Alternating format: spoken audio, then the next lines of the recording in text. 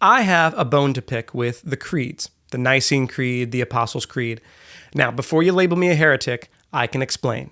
Let's talk about it.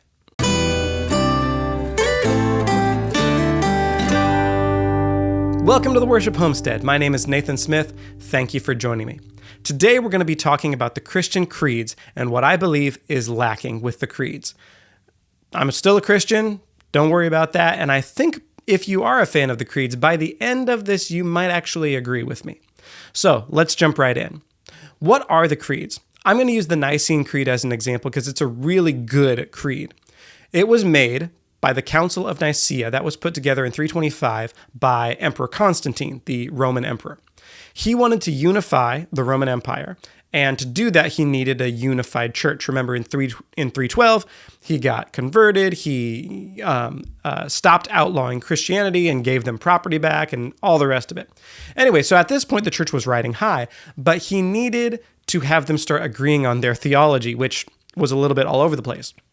So these 300 or more bishops gathered together, and they were really dealing with some heresies within the church. This guy Arius had weird ideas about Jesus' divinity. He said there was a time when Jesus was not, meaning that God created Jesus.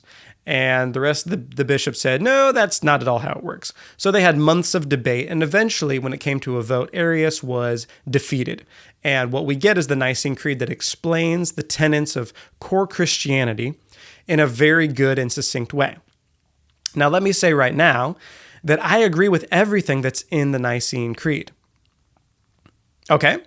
And I'll go further than that. I think that if you have a view that is really outside of the Nicene Creed, there's probably something wrong with your theology. So what could my objection be to the Nicene Creed if I think that it's true? Well, here's the problem. Let me give you an analogy. Let's say that you have a wedding photographer that's taking pictures for a newly married couple, and they're in front of a church. So you have the bride and groom, and then you have the church in the background. What you want is for the faces of the bride and groom to be nice and in detail and focused, and the lines of the church to be blurred in the background, like portrait mode on an iPhone, so that they pop out and that their love is present, right? Oh, look at the happy couple, and the church is in the background, etc., etc. If the photographer was to send the bride and groom those pictures later on, and they look at them, and the church is in full detail, you can see every brick, everything looks great, and the bride and groom are out of focus and they're blurry, you would probably want your money back. Even though they're framed perfectly, even though the church and the bride and groom are together, it's all, the framing is good. If the focus is off, then they've missed the point. That's what I believe has happened with the creeds and indeed Western Christianity. Let me explain. There are two great schools of thought in the earth, and that is the Western way of thinking and the Eastern way of thinking. Me being a Westerner, you probably being a Westerner watching this video, we're very well acquainted with Western thought. That's Greek philosophy and everything that goes past it, right? And it works like this. It's actually kind of related to the biology of our brains. We have a right brain and a left brain. And the left brain is very diligent, it's very focused, and it's very narrow. It likes what it already knows. It likes to put what it already knows in categories. It also prefers inanimate objects or things that it has made, and it really likes abstract thought. That kind of explains Western thought. Western thought is always looking to take a text or an idea or whatever it is and extract from it concepts. And then we think in terms of those contexts. In terms of those concepts. Very different from Eastern thought, which is more related to the right brain. And the right brain works like this. The right brain is curious about the world. It's curious about what is outside of itself. It's very focused. It's very interested in relationships. It's very interested in who am I? Who are my people? How do I act in the world? And so your right brain governs your behavior, whereas your left brain governs your beliefs. Interesting. Well, the Nicene Creed is an excellent example of the way that a Westerner thinks. So it looks at the Bible and it takes out of the Bible beliefs. It takes out of that concepts, and it says, we believe in God the Father, Jesus the Son, the Holy Spirit, communion, the church, suffered under Pontius Pilate, has all of these lists of beliefs, and it's an excellent summary of the facts, of the knowledge, of the belief that we find in the New Testament. Nothing wrong with that. But Jesus also did a summation in the New Testament, and his is very different than the summation of the Nicene Creed. So let's look at it. Here we are in Matthew. We're in chapter 22. I'm going to start in verse 34. Hearing that Jesus had silenced the Sadducees, the Pharisees got together. One of them, an expert in the law, tested him with this question: "Teacher, which is the greatest commandment in the law?" Jesus replied, "Love the Lord your God with all your heart and with all your soul and with all your mind. This is the first and greatest commandment, and the second is like it. Love your neighbor as yourself. All the law and the prophets hang on these two commandments." In the entire Nicene Creed, there is not one mention of love. Isn't that interesting? In the Nicene Creed, the picture we get of Jesus is that he came, he suffered, he died, he rose, he's coming again. But there is no mention of the love that he has for us or the love that we have for him. Jesus is in and out. That is the big difference. And that's kind of the whole point of Western Christianity, is that we've accidentally put belief at the center of what it means to be a Christian. The Christian life centers around belief, because in some denominations, they recite a creed every single Sunday, right? This is what we believe, right? Every church has a statement of faith, and that is at the center of our Christian belief. But Jesus here in Matthew says that love is supposed to be the center of the Christian life. Why does that make such a difference which one goes where? Well, if love is the center of the Christian life, and by love, I should probably explain love before I move on, because love is a very diluted term here today. I love my wife, I love corn dogs. What Jesus is quoting is the Shema, right? The Shema from the Old Testament. That is, "Hear, O Israel, the Lord our God, the Lord is one. You shall love the Lord your God." And then it goes on. That word love in Hebrew is chesed, and that is a love that is so strong that not even death could break it. It's like, another way of explaining it is to twist into or to glue. That love that God showed us first is so powerful. It's such a strong attachment that nothing could break it. It's not a romantic love. It is an attachment. That's the kind of love that the Christians in the New Testament were looking to define, which is why they grabbed the word agape, right? That word was not widely used in Greek before the New Testament Christians started using it in their writings to talk about godly love, because they couldn't find another word for love that the Greeks were using that explained what they felt good enough, right? They needed something like chesed, which is where they use the word agape and put it in there. So it's this strong attachment, godly love. That is supposed to be the center of the Christian life. Now, if love is the center of the Christian life, and belief is the background, like it's the church, love is the happy couple, and the background is the outlines of the church, then belief and knowledge strengthen and support love. Unfortunately, if knowledge and belief are at the forefront of the Christian life, they push love out of the way every single time, right? If love is first, belief can be a good second. If belief is first, there is no way that love will be second. Love will be shoved out of the frame. So why are we so high on belief? Well, we're Westerners, but one of the things that often comes up, one of the things that people often say about, the creed or any belief is that, well, having this creed keeps us safe. It's a safeguard. It's a guardrail. I've heard it explained, it's like, sheep being put out to pasture and you've got your fence line around your pasture. That keeps us safe, because what's outside of that fence line is heresy. But if we stay within those guidelines, if we stay inside that fence, we're fine. We're good to go. Well, that's true to an extent. However, let me ask you this question. When was the last time in the week, think through your week and everything that you went through this week, and the job and the kids and the wife and all of that, when was the last time you nearly fell into heresy? Did you have heretical thoughts in traffic when somebody cut you off? Or did you get into an argument with your wife and then start blaspheming? Probably not. Let's talk about love. During the week, when somebody cut you off in traffic or you were at work and dealing with an annoying person, did you ever think to yourself afterward, I probably could have handled that with more love. I could have probably been more Christ-like in the way that I talk to my wife or my kids or somebody on the phone. Make sense? The two greatest commandments are the greatest commandments. Also, they're the most useful commandments. Heresy is a thing. Yes, we're dealing with that in the church right now, absolutely. But as far as an everyday thing, you're probably not falling into heresy every day. But every day, do you need to remember to love God and love your neighbor as yourself? I think you do. I think I do. The second problem with putting belief at the center of the Christian life rather than love is that it makes you pick the wrong role models. Think of it this way. If belief is the most important part of being a Christian, then who are our role models other than Jesus?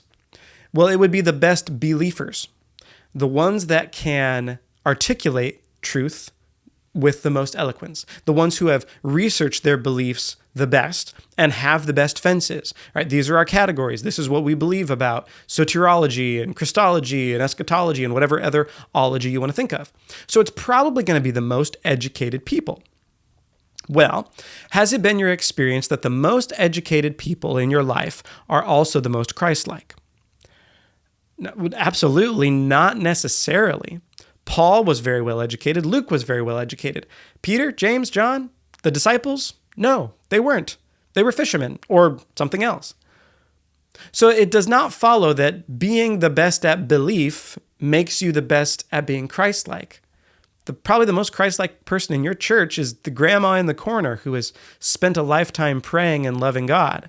If you were to listen to her story, you would probably say, boy, I want to be like her when I grow up. And that only comes from having a journey with God. That gets us to the next thing. How does Jesus explain the Christian walk? Well, he does so in an Eastern way, and that is through a parable. Whereas Westerners want to talk about concepts, Easterners explain truth this way by telling a parable, and then within the actions of that parable, in that metaphor, truth is expressed. So let's go and look at a parable of Jesus. Hey, I wanted to take a moment to give you something. If you go to my website, blueprintsounds.com, you can get access to my free booklet called Growing Your Redemptive Gift. You may not know this, but you were designed by God with one of 7 different giftings, and that gifting determines your personality, how you view the world, how you deal with other people, and most importantly, how you relate to God. That is on my free page, blueprintsounds.com/free, as well as a bunch of other resources for worship leaders and songwriters and church sound guys. So if you want access to that, click on the link nearby. All right, let's get back to our video. So here we are in John 10, we'll start in verse 14. I am the good shepherd. I know my sheep and my sheep know me, just as the Father knows me and I know the Father, and I lay down my life for the sheep. Here in Oregon, it rains constantly. It has been nonstop rain all winter. And as a result, everything is a beautiful candy apple green. It's a beautiful spot in the world, like Ireland or New Zealand, if you can handle the rain. Israel is completely different. It rains 3 or 4 months in the winter, and then during the summer, everything just gets dry and brown. And so for a shepherd in Israel to lead his flocks out to pasture is very different than here in Oregon. You could have a fence line here and, put the sheep in pasture and they'd be happy. But every day in Israel, the shepherd has to lead out his flock. So he takes them out to find green pasture. And as the summer months wear on, he has to go further and further and further out of the city until eventually it's farther than a day's walk. So he has to spend days out in the wilderness finding things for the sheep. So they'll travel all day, and then at night he'll build a sheep pen out of rocks, and then he'll lay thorns on top of that semicircle so that the wild animals can't get in. And then he just leaves one gap for the sheep to come in. And then the shepherd himself sleeps at the opening of the sheep pen, and he becomes the gate. That's why Jesus says, I am the gate for my sheep. He becomes the door, and you can't get in and out without going past the shepherd. Because when you're in the wilderness, no infrastructure, no sheep fences.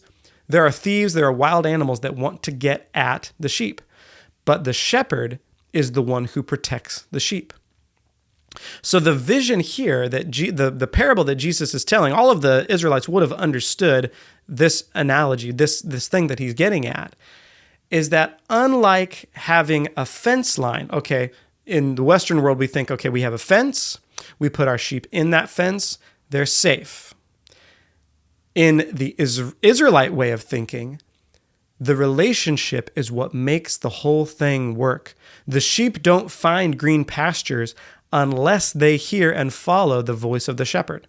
It's really funny to watch videos of people who are strangers trying to call sheep because the sheep couldn't care. It's like you don't even exist. They don't even raise their heads. But if the shepherd calls the sheep, their ears perk up and they come running because the shepherd is food, the shepherd is water, the shepherd is safety, the shepherd is everything for the sheep. That's what Jesus is getting at, is that in the Christian life that Jesus is talking about in John, the relationship is it. It's central, and nothing happens good for the sheep unless they stay close to their shepherd. This understanding of what it means to have a good shepherd even colors the way that you look at salvation. In the West, we think of salvation conceptually. We think of it as being saved means that I am saved from the consequences of my sin. What are the consequences of sin? Well, death and hell. Of course, that's biblical. But salvation in that sense is the future tense.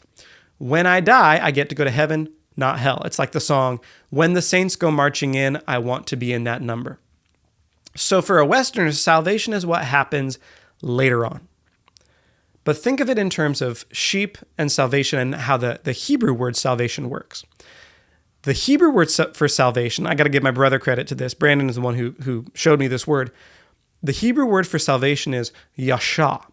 And yasha means ample, broad, spacious.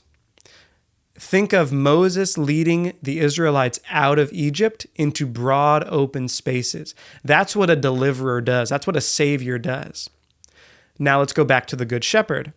Well, the Good Shepherd leads the sheep out into broad, open spaces. He brings them out into salvation every day. So that means that your relationship with God and your salvation is something that happens in the present tense. It's happening now. Jesus is leading me into broad, open spaces now. And when I die, he is going to lead me out into a broad and open space with boundless time, because that's how the Hebrews thought of eternity. They thought of it as boundless time. So let's wrap this up. If you were to have a conversation between a Nicene sheep and a Galilean sheep, it would go something like this. I'm a Nicene sheep. I have a good shepherd. He put me here in this pen. He built it out of beliefs. He has been gone for some time, but he is coming again someday. My job is to stay in this pen and not venture outside of it. That's where the wolves and the heretics are. As long as I maintain these beliefs, I will be saved and go to heaven when I die. Meanwhile, the Galilean sheep sees life this way. I'm a Galilean sheep. I also have a good shepherd. We walk together every day. He calls me, and I follow him. He leads me to green pastures and still waters, and he protects me. He even laid down his life for me, only to pick it up again. My job is to follow him and listen to his voice. He will never leave me, even when I pass into the next life. He will lead me into a broad and open space with boundless time. Now, the theology for both of those sheep is true, quote unquote. Belief is important. Jesus is coming again. And salvation is in the future. Your name must be written in the Lamb's Book of Life to enter heaven. And at the same time, it is also true that Jesus is Emmanuel, God with us.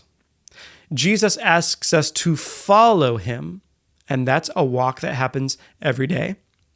And he leads us into broad and open spaces every day and will continue to do so when we die. Here's my problem with the Nicene Creed and with Western Christianity in general.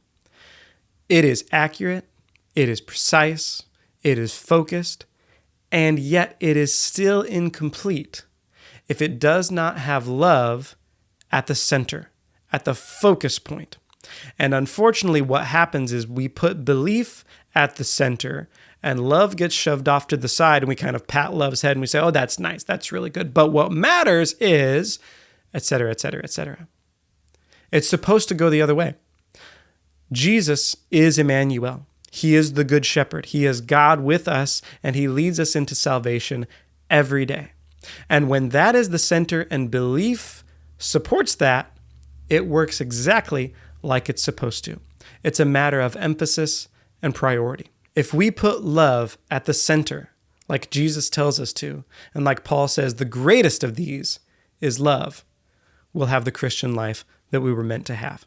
Hey, I hope that video helps you. Please don't misunderstand, belief is an important component of the Christian life, but it's not the first thing in the Christian life. It was always meant to be second fiddle. Love was meant to be first. All right, until next week, God bless and goodbye.